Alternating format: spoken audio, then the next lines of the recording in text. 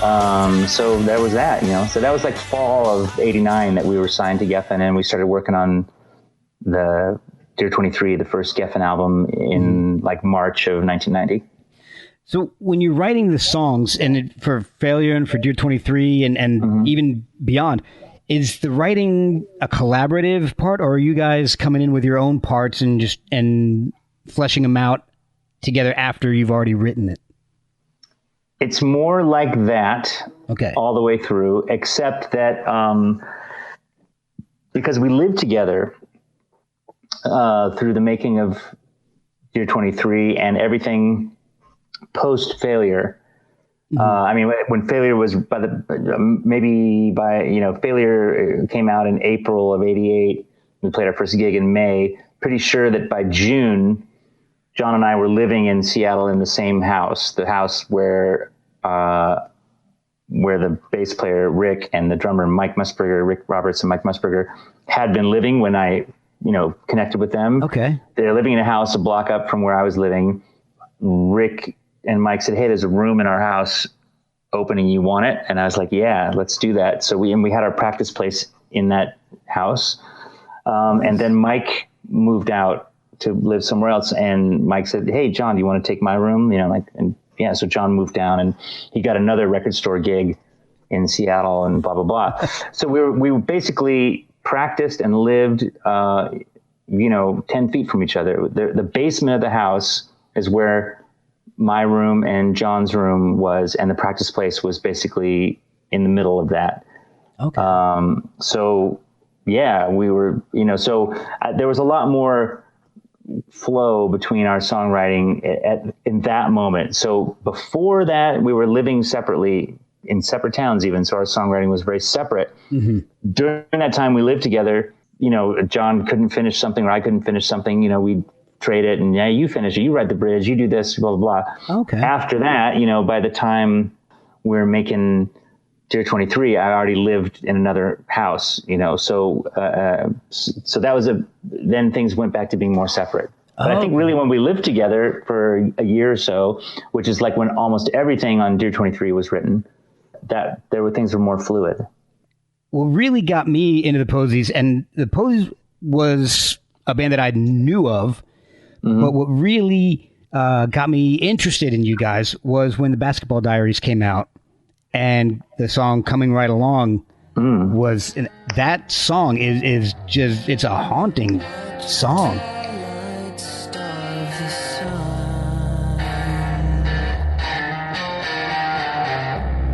Shuffle against the darkness.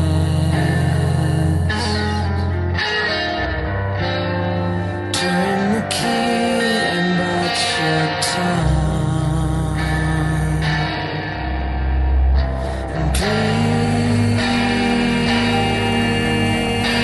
Strong. You don't know it, but you're coming right along. Was that written for Frosting on the Beater, or was that written for the movie and included on Frosting on the Beater? Pretty sure the movie is after the album. Okay. By a good couple years. I think the movie's 95. Was it? Okay. I couldn't remember exactly when it came out, but I remember hearing that song and thinking, I didn't know it was the Posies at the time. Yeah. Buying the soundtrack and looking at, oh man, there we go. I've got to check that. And then I, picked up the album and it was just, now that song seems to be a little different than a lot of what you had done at the time. It was, yeah, sure. It's different from, I would say that song is unique by almost any standard. It's just such an, and John is really, I have to say that's probably John's forte, is that when he really goes out there, like he tunes into some things that are really, like otherworldly. Yeah. Like he is capable of that. And that song is probably the most shining example of his ability to channel something like that. That's so, it's, in some ways it's kind of it's almost like a minor blues, like something like that. It is technically it's like it's a 1-4-5 minor. It's a 1 minor, 2 4 minor, 5 minor progression. Okay. So it's like a minor blues, but there's something very like kind of Hendrix like about the tones and stuff about it. Absolutely. But it doesn't sound retro, and that's what's so interesting. It's just from another planet, kind of. It really is. It's a haunting song, and it fits perfectly with the movie. Yeah, there's like because the guitars are tuned down to this open C minor tuning, it has a slowed down kind of druggy quality. Yeah. Now, to it. Did they? I guess did that come out on Electric? That soundtrack? Did they come in and say, "Hey, look, we love this song. We think it'll be a perfect fit for the movie"? How did it end up on the soundtrack? Yeah, I mean, I don't know. Like they just, I think it got into their temp music, and they liked it. They couldn't imagine anything else with the scene. It just worked too well. So then it was just a matter of working out the deal between Geffen and BMG, our publisher. Simple as that. And then shortly after that, you started actually working with REM. Yeah. It's a couple of years after that, I think, right? A couple of years after that. So basically we did 3 albums with Geffen, and the only downside of the whole thing is that we just didn't quite totally break through. We did really well, but we never had like a gold record, and at a certain point, I think after 3 albums, it was hard for Geffen to figure out where to go from here. And at this point, also, I think there were other things involved, just maybe just hard to go forward. I mean, it's this personal things and whatnot. I think John was not I know he was not in a very good place, and it just became harder and harder to work. And I think we just weren't really working together very well. And I think John just in general just kind of lost the ability to really deal in a sense with daily life, and touring life and all those things. So he was just starting to become more withdrawn and not very accessible. And it was hard to know what to do. So is that when you started writing for yourself, writing some of your solo stuff, the stuff that ended up becoming This Sounds Like Goodbye? Yeah, I mean, it's essentially, the band was barely active in 1997. Yeah. So I got an offer. We'd become very popular in Spain. And this label in Spain, Munster Records, said, "Hey, we're doing a series of like 10-inch vinyls that are like, solo EPs. Would you be interested in doing one? Here's the budget." Whatever it was is like $1,500 or something. Right.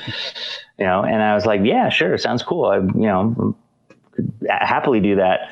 And I did it all at home. And what I decided to do, because, with the band, you make a 4-track demo, then an 8-track demo, and then rehearse and rehearse and rehearse, and then go into the studio, and everything was very prepared, which is cool. I mean, it yielded good results.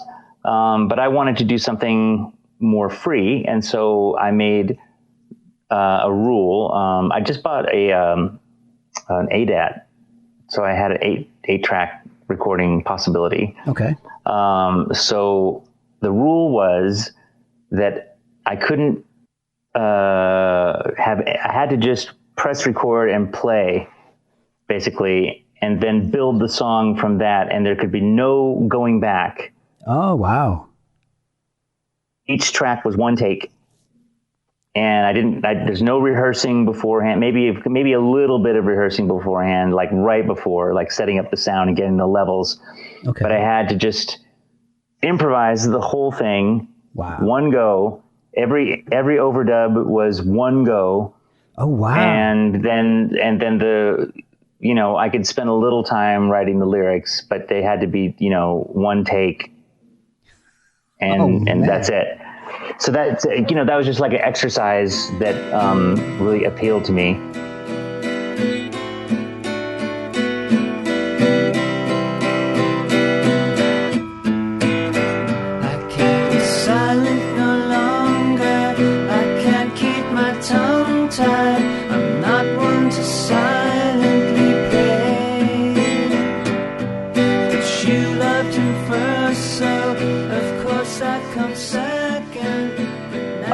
And so that's why there's, instrumentals and other stuff, because I didn't know if I was going to be able to write lyrics to everything that happened under those circumstances. Wow. And so that's how that EP or LP got made. So that year, 97, I got the call to come and join the band Lagwagon. So I went down and, their guitar player just quit, or they'd fallen out with him, whatever, quit, fired, I don't know. Yeah. And they were looking to try some new things. And so, their previous drummer, who, was their best friend, but it wasn't in the band anymore because unfortunately his drug use had just gotten too heavy. He just couldn't function. And he eventually died. But he was, so tight with those guys, and he was a big fan. He from his position on the sidelines, said like, oh, if you want to, you should get this guy, you should get Ken Stringfellow. I think it will introduce you to some things that will be good for your songwriting, good for everything. Not that I wrote any of the songs on the Lagwagon album, but I helped, arrange. I ended up co-producing the album. As well as playing on it, etc. Doing a little engineering, blah, blah, blah. Right. And it was their most successful album. And we went and I did a tour with them too. But anyway, Posies, in theory, we weren't dead yet, but getting close. And basically John said, I will do one more album and then I'm quitting. Okay. I'm like, oh, okay. And we did the album on an indie label on Pop Llama, etc. So we did tour that album. We did a European tour, but then before the US tour for that album, everybody quit except for me. So that was that. Oh my God. And of course, I'd been playing music with the aforementioned Scott McCoy, who gave us our first gig, gave us our blah, blah, blah. In addition to the Young Fresh Fellows, Scott had done a really great solo album in 1990 that I was a huge fan of. And in 1994, he had asked me to help him make a new solo album, which of course was a huge honor for me. Yeah, yeah. And this, what had originally started as like a very acoustic but stripped down solo album, morphed into a much bigger project called the -5, which has had all kinds of people involved in it, but not limited to Peter Buck from REM, who had just moved to Seattle. Now, REM did an album. They did Automatic for the People. A lot of that was done in Seattle. Why? Because Seattle was Seattle, and of course you're going to go to Seattle, and it's the place to be. So they spent some couple of months there. Now, pretty much the only person in Seattle that Peter knew well was Scott McCoy. Okay. Why? Because Scott, was a journalist. He'd interviewed REM over the years. Ah, okay. And then as Scott was a touring musician in the 80s, with the Young Fresh Fellows, who were really one of the only Seattle bands that were able to pull off a national tour pre-1985. They crashed at Peter's house in Athens. Okay. Scott and Peter, they're just kind of like, they should be brothers. I mean, they have a lot of similar tastes and range of knowledge. And so it was natural that when Peter was spending a lot of time in Seattle, that he'd look up Scott and they would hang out. And then, so here's how incestuous it all is. So Scott was the booker for a music venue in Seattle at this time. And the Posies were the first band to ever play at this music venue. Okay. Like when it opened in 1991, they wanted to open with like a big deal Seattle band. And so we were that band. Let's put it this way. We couldn't even play under our own name because this, 300 capacity club would have been mayhem if we played a venue that small. But, we were the first band to ever play there. That's awesome. So and that club was basically like my HQ. Like I never had to buy a drink, never had to pay for a show. I just go there every night, hang out, and, basically live like rock and roll royalty. Right. And so, of course, that was the place for Peter to hang out with Scott. And Peter fell in love with Stephanie, the owner of the club. Okay. Right? So now he lives in Seattle. Okay. Right. Scott ends up playing with REM. Okay. Now I'd already been playing in the -5 and Peter had joined the project at this time. And I know that now that they had considered asking me to join REM for the Monster Tour, but didn't because they had a policy. They didn't want to offer that temptation to someone in a band that was active. Oh, wow. Okay. Because you'd quit your band to join REM. Yeah. And they didn't want to do that to a band. There's no way I could have said no. Yeah, exactly.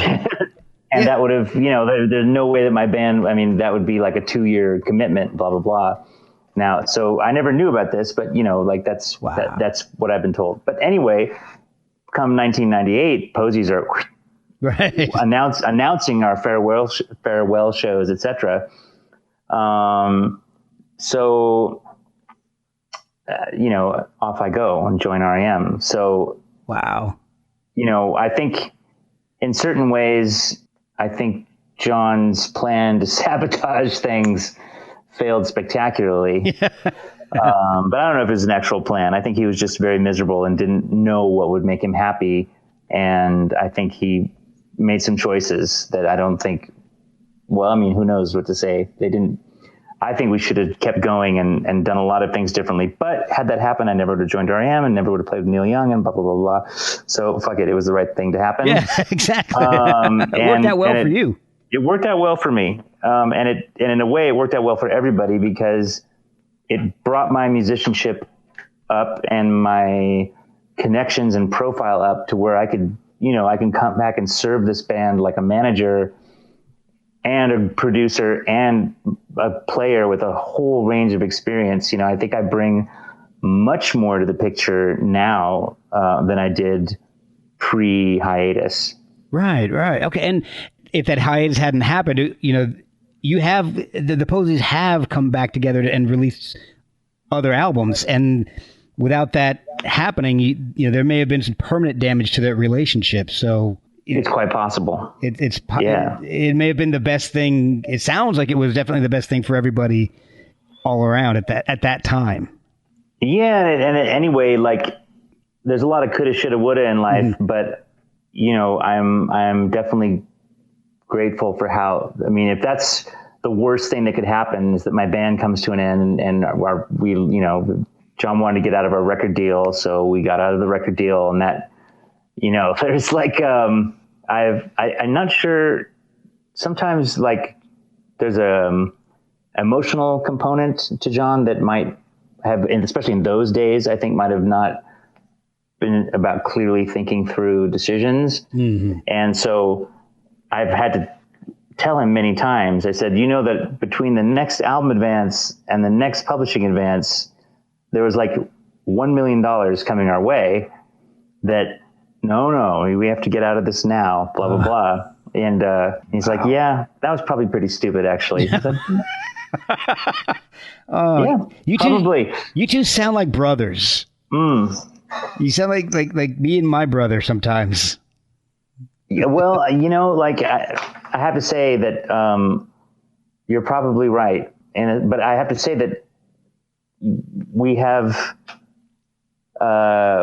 forgiven a lot. It's a weird thing, like we forgive, but it's not like forgotten. Mm-hmm. Like I'll always be like, about that $1 million. Yeah, remember that time you fucked me out of $1 million? But we're still here, still working together, And I think we appreciate each other. You know, we would have been easy to take, well, we did take each other for granted, you know, spending 10 years on the road, basically, you know, breathing each other's carbon dioxide, you know, in vans and whatnot. Yeah. Of course we took each other for granted at the time. And I don't know, just, you know, from a psychological point of view, just for me personally, you know, the only thing I ever did as an adult was the Posies, you know, from the time I was 19. Wow, that's right. Or even 18, really, because the band started in, you know, even before. And I just, if I hadn't had a chance to go out and prove to myself what I'm capable of, I don't think I ever would have been a very secure person. So now I'm capable of a lot of things, and I've really worked on it, you know, like really spent, you know, I had to figure out what to do post Posies, even with REM involved, right? Because it's not my band, you know. Right, yeah, I was exactly. Just invited for who knows how long. I didn't know if it was going to be like a one tour or whatever, but ended up being a really nice relationship for several years. But even still, I mean, you know, I had to think about building a life. Right, because you're not writing, like you said, with that band. It's not your band, and you still are a creative person. You want to make your own art, your own work. Well, that's exactly also true. And the solo album that I did for Munster, that first one, that sounds like Goodbye, also, you know, it got really good reviews, even by reviewers who were skeptical about the Posies because, in a way, we're too slick, in a sense. Oh, wow, okay. They, you know, certain reviewers really appreciated the rawness of that album and saw that I was, you know, that maybe I was in it for the right reasons, where maybe they weren't, you know, because with the Posies, we had it so easy. We just came out of nowhere. People have always been skeptical about us because of that reason, that, you know, they've imagined there was some other kind of, you know, I don't know, like a Svengali behind us or something, or somebody, a puppet master, whatever, that we were like some kind of boy band or something because we were teenagers and cute enough, you know, whatever. But, you know, we had this insane amount of success, you know, like it was controversial in Seattle how big our success was in 1989 because, you know, nobody had big hit records yet in 1989. Right, yeah. And so that was a couple years or at least a year away. So right now we're just talking about bands that were a local phenomenon breaking into a national phenomenon like Soundgarden and Mother Love Bone and Mudhoney and Nirvana, et cetera, et cetera. So that's all bubbling up, but they just seemed more credible, and we didn't seem credible because things worked so well for us that people thought it can't be natural. Well, but in fact, your sound it was totally, different. And the sound was not like, it wasn't Alice in Chains. It wasn't about emotional darkness. And that always carries a little bit of credibility. Like you've lived it, you know, in a sense. And the darkness that we had was a little encoded into something different. It was maybe a little more subtle. For sure. But, shall we say that maybe we just didn't look like, well, we weren't from Seattle. Like all those bands, also one thing to remember is they're all at least 2 or 3 years older than we are, and they all grew up in Seattle except for Nirvana. Yeah. And they all hang out in the same bars, and they all, you know, like they all knew each other. They open for each other, and we came from nowhere, and suddenly we're like playing, you know, theaters, and it just was like, what? Yeah, that doesn't make any sense. It looked fake, but it wasn't. Okay. And your solo stuff has been really a fascinating amount of stuff. I mean, you shift genres. I mean, you've done some poppy stuff, you've done some darker stuff, but you've also done you did an entire country album with Holly Munoz. Mm-hmm. That was really cool. And I was looking at that, and Willie Nelson's daughter thought the album was, and there's a connection with one of Willie Nelson's albums for that album, and Amy Nelson thought the album was amazing and thanked you on behalf of the entire family. That's amazing. Yeah, that's pretty wild. Yeah. How did that album get started? Because that is, for me, you know, knowing what I know about the Posies and listening to your solo stuff, that album kind of came out of left field. How did you get the idea to some do degree? I mean, there is like elements of country music folded into albums that came before. Oh yeah, okay, like Touched. Yeah, you have that beautiful pedal steel on the opening track of Touched. So that's true. And then there's a little more of that on Danzig in the Moonlight, which is the solo album that came out before the country record. And so, in fact, on that album, Danzig in the Moonlight, the solo album I put out in 2012, there's a song called Doesn't It Remind You of Something that is like a back and forth duet. Yes, I wanted to ask you about this. Spent in a hole in the wall.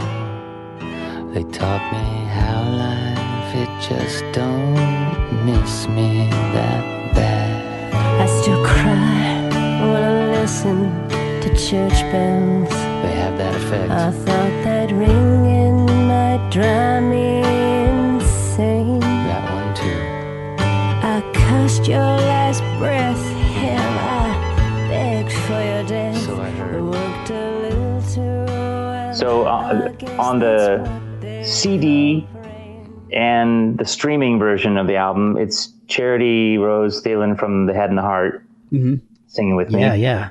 On the LP and in the video, it's Margaret Cho. Okay, yeah. I'm familiar with the Margaret Cho. I've been watching the videos and so tell me a little bit about how that all happened. Why are there two different versions? Just because. I mean, because I could. I actually wanted to even do a few more versions for different markets, but didn't quite get it together. But both Charity and Margaret expressed interest in doing it at about the same time. And so I said, well, why not? Let's get them both in there and then figure out what to do with it. I thought that'd be cool to have a couple different versions. Margaret has been a Posies fan for a really long time. So, when Failure came out and we'd been this Northwest phenomenon on the radio, when Failure came out on Pop Llama and it got serviced to national radio, like blew up on a couple stations. And one of those stations is Live 105, which was a big commercial station in San Francisco. Okay. 91X in San Diego was a big station for us. We got played on a big station in Minneapolis. So the bridge between us and the major label, also was that our indie record totally worked on radio. And we had a lot of fans. I mean, we for Failure, we only toured the West Coast. Oh, okay. We went down twice and did the Bay Area and LA and whatnot on a couple different jaunts. But things were happening so fast at that point. Both of those tours were in 1989 because anyway.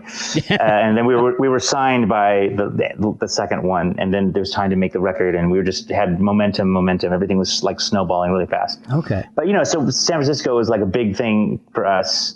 And we did really well there, and it was an early home for us. And Margaret's from there, so she's about the right age to be connecting to that music at that time. Okay, and you have released an album, an EP of covers, including a cover of an artist that I've really grown to love over the past few years, Judy Sill.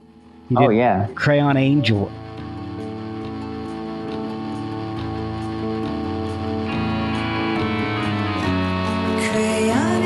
Songs are slightly out of tune, but I'm sure I'm not to blame. Nothing's happened, but I think it will soon. So I sit here waiting for God and a train. Was it hard to pick one of her songs? Because if I was going to cover her, it's hard for me to choose. But some of the songs are way more complicated chordally. Oh, I can imagine. Yeah, like the That Donor. one made sense because it's kind of easy.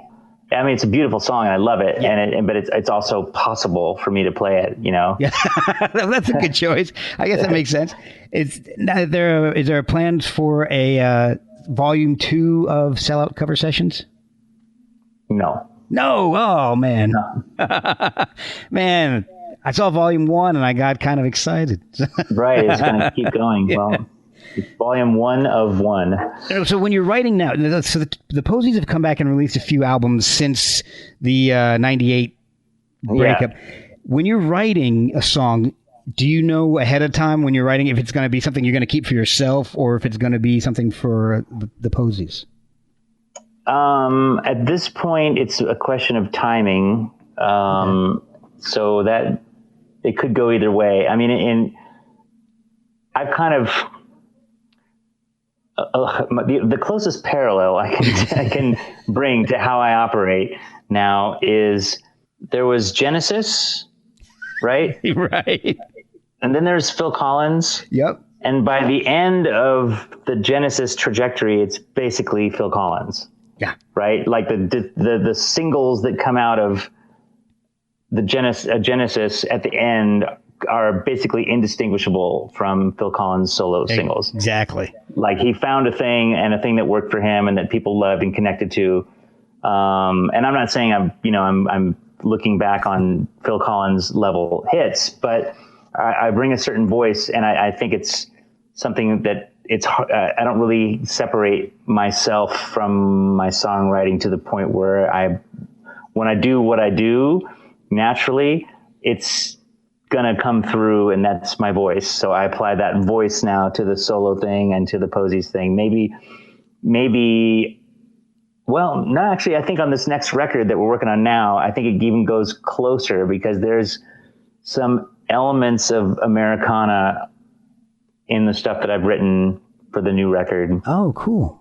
And some of the more piano-based stuff that's pretty obvious on my solo records is fitted in there. Like I kind of basically turned the boat of the Posies to a little bit more like what I do solo.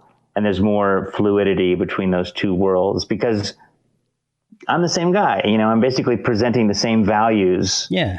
Essentially, in either situation, which is a kind of, emotional accessibility and sensitivity that, I'm not gonna, the only thing I can say about the new Posies record is that I think I've taken my songwriting one iteration more simple.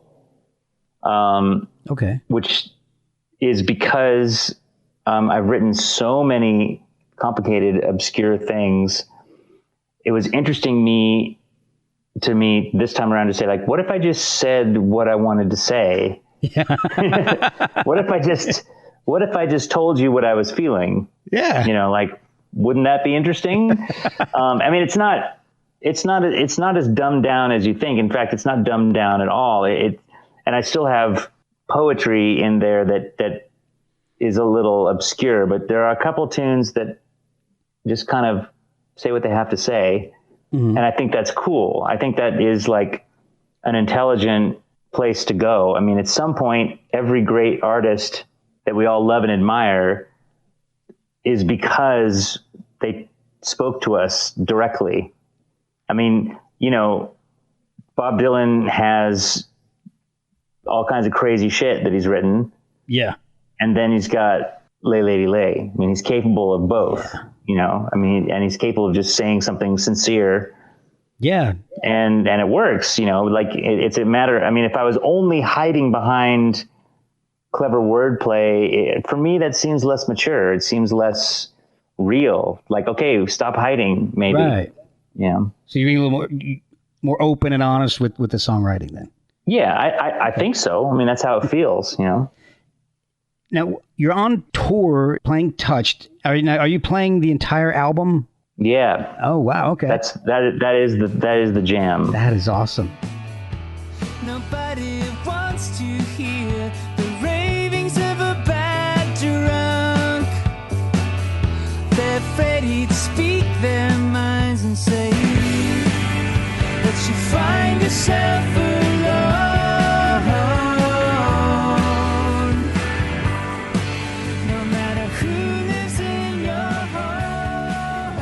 Are you filling it out with other tracks from your solo, or do you add any Posies songs to the set list? Well, I mean, the basic format, because just playing Touched and telling a few stories about it takes about an hour. Right. It's a 40-minute album. And if I go off on any tangents at all, speaking wise, and plus, whatever tuning and whatever, somehow it ends up being almost an hour to play that record. And so from that point, I usually switch over and do songs from the country record. And I, bring a local singer in to do those. Except, for example, on this Appalachian run that I'm doing is with Karen Allen, who is not the person from the Indiana Jones movie. She's another person who is a really great songwriter. She's from Charleston, and I produced her latest album.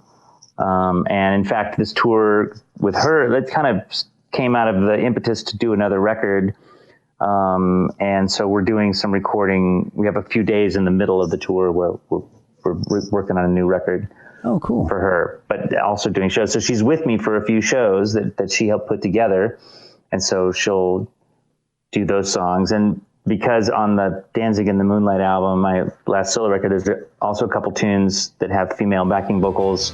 I usually do those. Time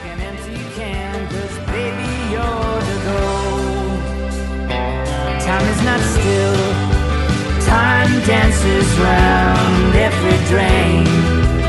Confident in its returning.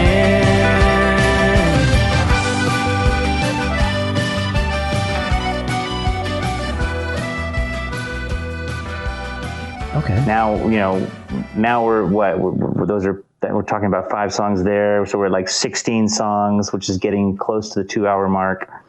So after I do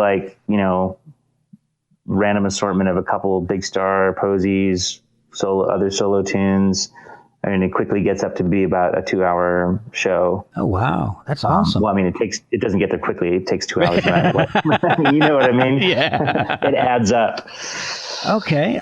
And is the set list, does it vary much from night to night, or is it pretty similar? Not really, because, I mean, with those 5 duets and the 11 songs untouched, I mean, that is pretty much the night. And then after that, I usually, these days I've been playing one of the new Posies songs that works really well in a solo way. Oh, cool.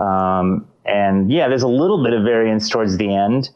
I've got some slots to fill, Right. and, maybe somebody might shout out that they want to hear something or whatever, but I have some go-tos, that seem to work pretty well.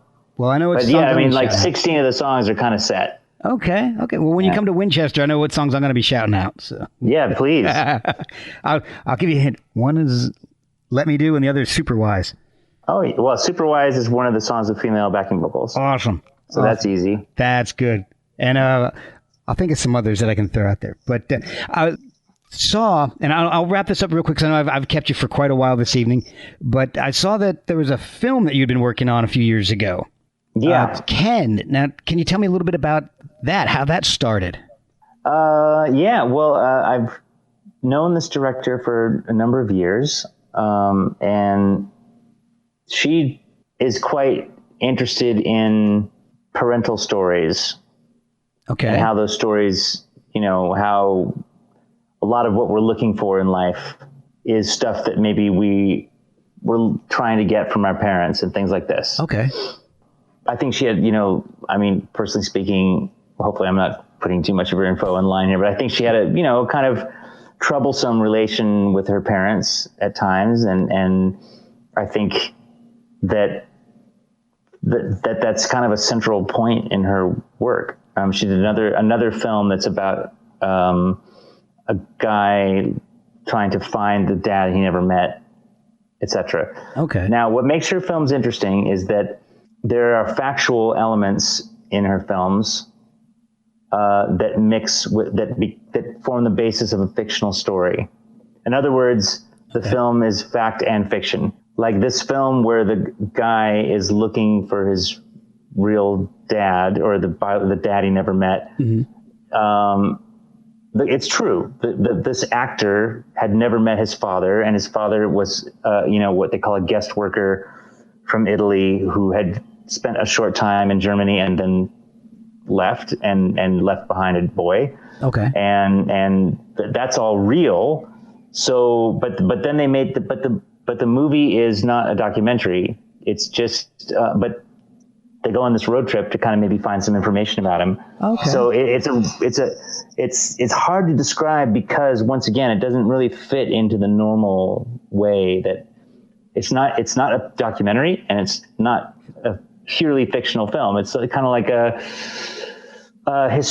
fictional exploration of the real world. Okay. Fictionalized, I mean, like you see this on crime shows where they recreate the thing, but that's another thing altogether. Right. So it's not as fictional as like Abraham Lincoln Vampire Slayer. Not quite. Yeah. Okay. Nor is it as factual. So we basically made this film and it's all around when we were conceiving the film. It's before I met my biological parents. Yeah, I wanted to ask you about that. But during the conception of the film, by the time we were getting around to making this film, I met my biological parents, and I wasn't ever sure it was going to work out. That I was, like I had discovered who my biological mother was, and she had some reservations about starting a relationship. She really wasn't sure if that was something that she could emotionally deal with. Right. I think basically, I mean, and she wasn't really sure about opening that whole box. Yeah. But eventually she had a change of heart. And so we connected. And through her, I was able to figure out who my biological father was, and I connected with him as well. So all that happened, and we were still on board to make this movie. So it got really interesting. So basically, the first real amount of time, other than like a brief dinner, basically, that I'd spent with either of these parents, was making this movie with them. Wow. Where part of the thing is I reconnect to them, and so we have these conversations that actually are factual, but we do some other things too that, it's like we basically improvise acting scenes together. Okay. But a lot of the truth comes into it. So it's I don't know if anybody else has made a movie like this. The only other thing I can say, I mean, there's this film called Daniel on the Mountain. I don't think I'm familiar with that. I think it's what it's called.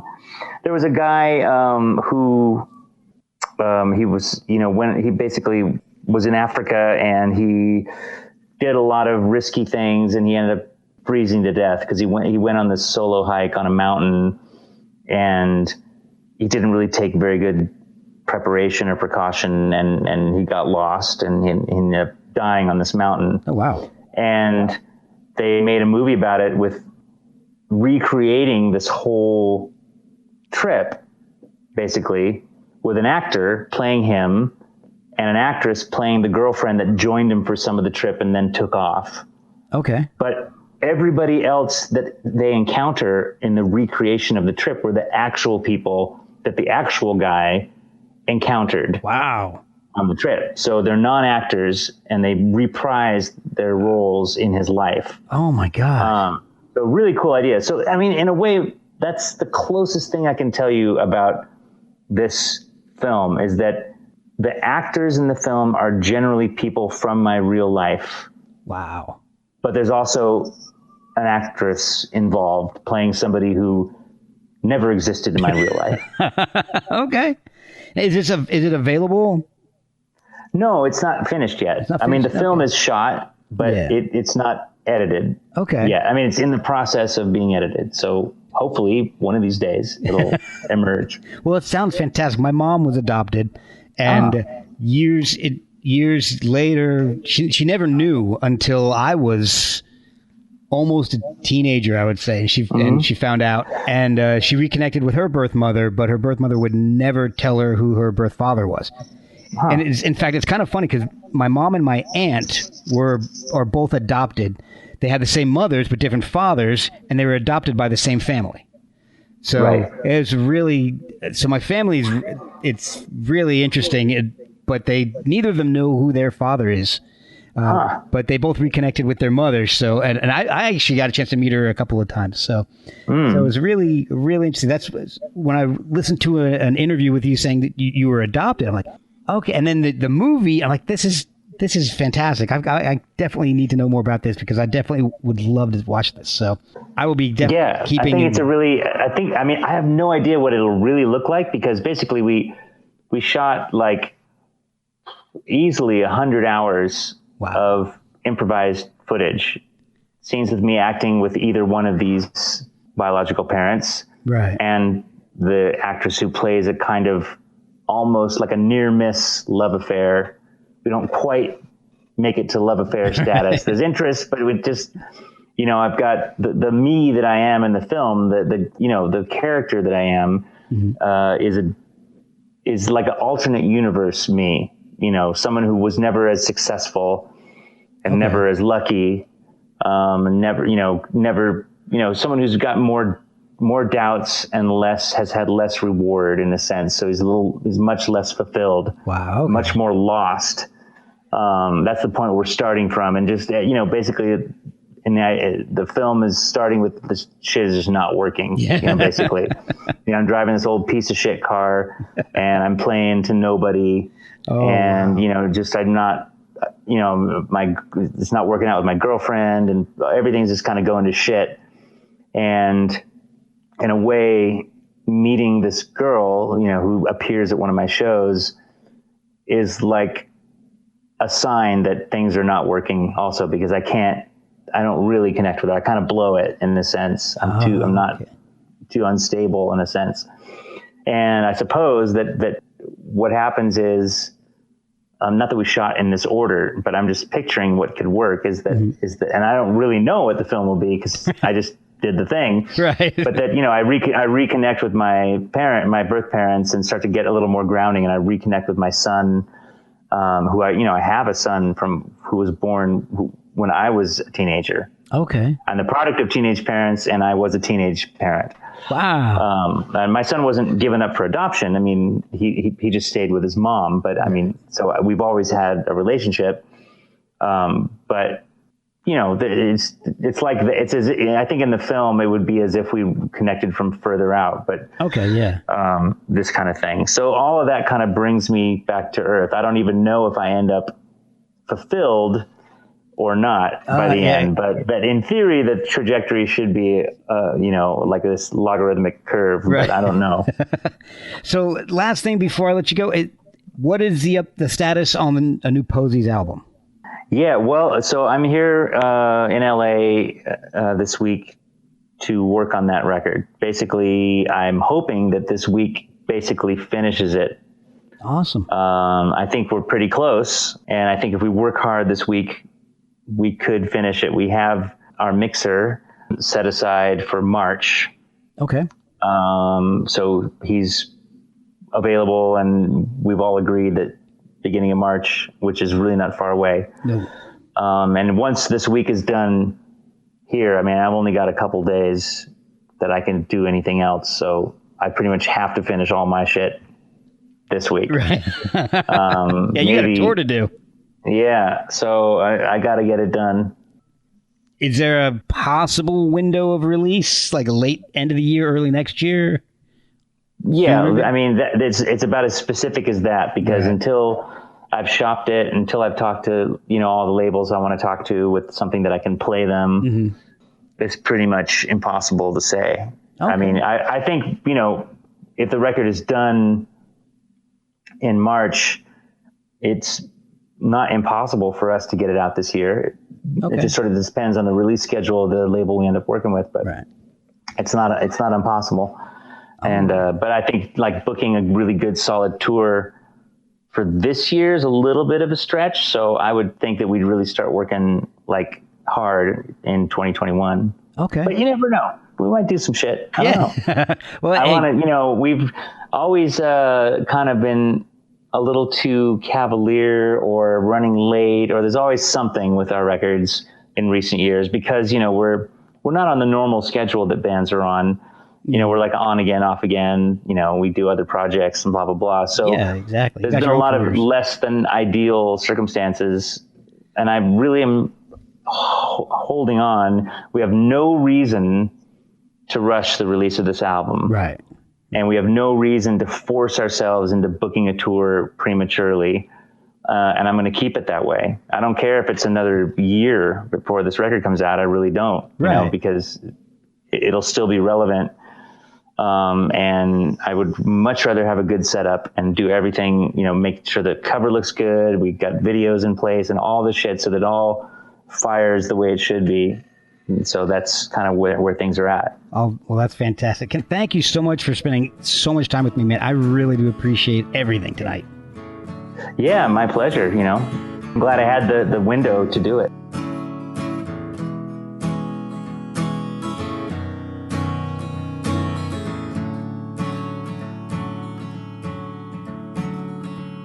Here's to the future, my friends. Hope I can see you there. We'll have a drink together somewhere. Somewhere.